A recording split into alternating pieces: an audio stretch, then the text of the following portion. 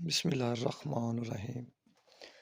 अस्सलामुअलैकुम जनाब, की हाल चाल है सारे वीर भरा? ठीक हो, खुश हो? तो जनाब अज तरीक है 29/1/2024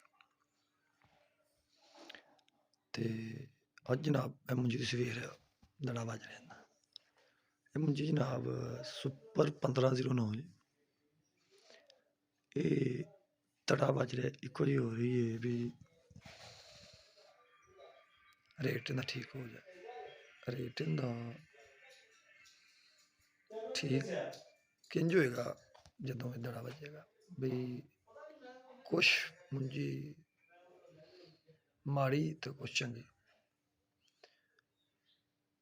अच्छा, इनकी मजदूरी तकरीबन पै जानी है साहब 250 थोड़ा इनकी कुछ नहीं 35,000 मजदूर 35,000 रुपये थोड़ा सा नहीं जनाब 35,000 नहीं तो कोई 13,000 बननी है 12,500-13,000 ठीक हो गया कि चल यार ये विक जाए। पैसे भरन का मकसद की है कि विक जाए। ठीक हो गया। तो जनाब दड़ा शड़ा मार के इस माल नूं भर छड़िया।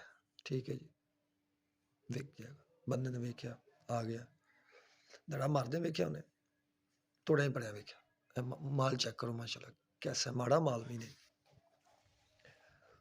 4700 रुपये मन का रेट लाया 4700 रुपया मन का।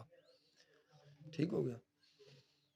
पैसे 2 हफ्तियां समझ लो कोई अद्धे पैसे फर्ज करो 10 लाख बनता 5 लाख इस बुध तो 5 लाख अगले बुध।